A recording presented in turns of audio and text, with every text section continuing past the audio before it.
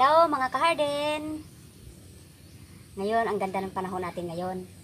Kaya mas maganda magtanim ng luya. At mga guys, una sa tanan, dapat ay magtanim tayo ng luya ay dapat busog na busog yung ating tiyan.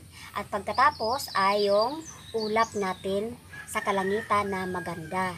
Yun bang hugis, luya, yung ganyan-ganyan yung mga ulap.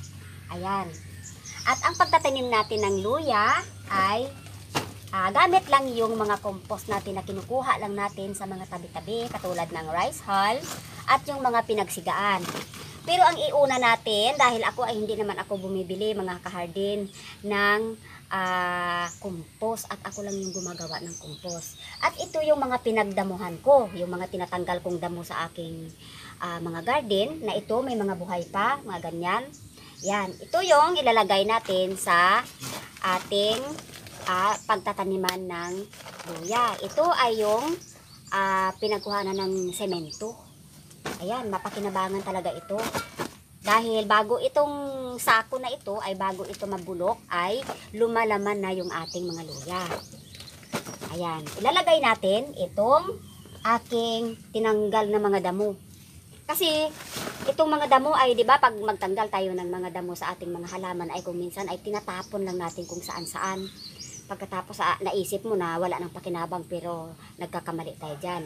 Dahil ang mga damo ay number 1 talaga na compost ito. Habang ito ay nabubulok ay mayaman pala sa nutrient ito. Kaya ito ay subok ko na dahil itong aking mga pananim ay wala na akong ginagamit na mga compost. Ito lang yung mga ginagawa ko. Kaya kung minsan naiisip ko na, sabi ko, ay, yung mga damo, bakit hindi pa sila tumataba o kung dumadami? Kasi gusto ko sa mga halaman ko ay mas marami yung mga damo. Kasi tatanggalin ko yun, ay gagawin kong compost. Ito na yung ginawa ko. Ayan, ilalagay natin sa sako. Ilagay ko sa sako. Ayan. Sisiksikin natin. Meron ng mga bulok-bulok. Ayan, may mga bulok-bulok na. Merong buhay-buhay pa.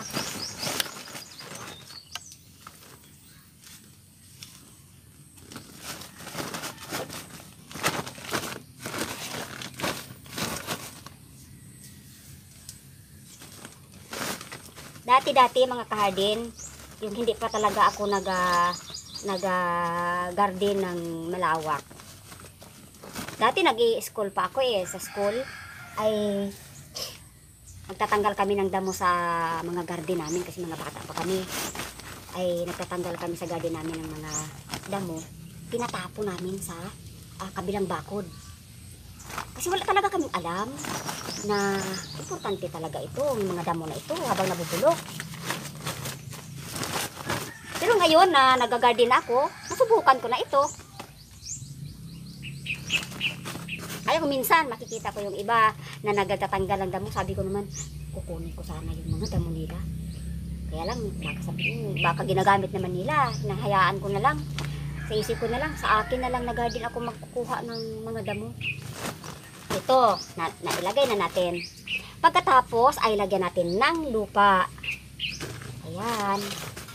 Ito ay lupa na pinaghalo-halo ng mga pinagsigaan. Mayroon naman itong mga rice hull na matagal na nakahalo dito. Ayan.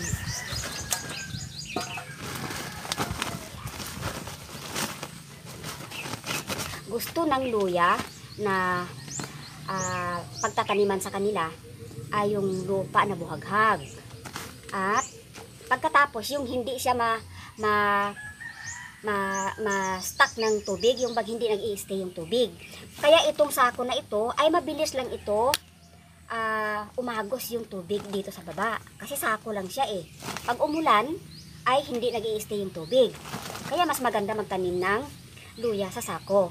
At ngayon, pwede natin paghaluan sa taas ng rice hull.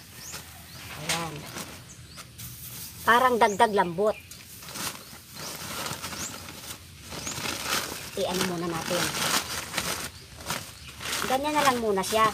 Hindi natin pupunuin ng lupa o ng rice hull itong sako.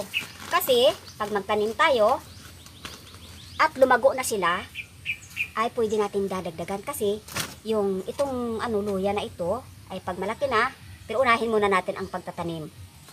Kukuha tayo ng pinakamaliit na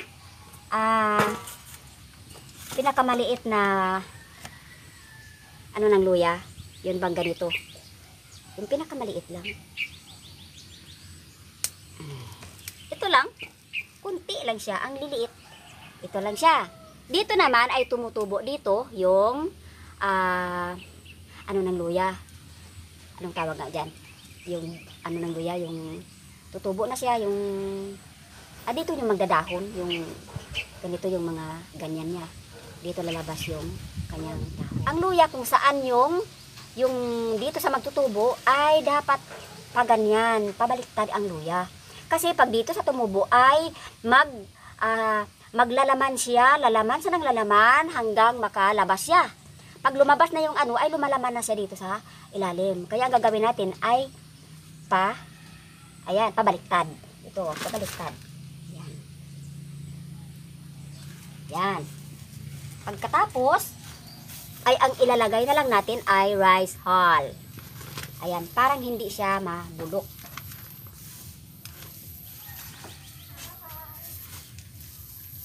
Ayan. Ito na mga kahardin, ay naitanim na natin yung ating luya.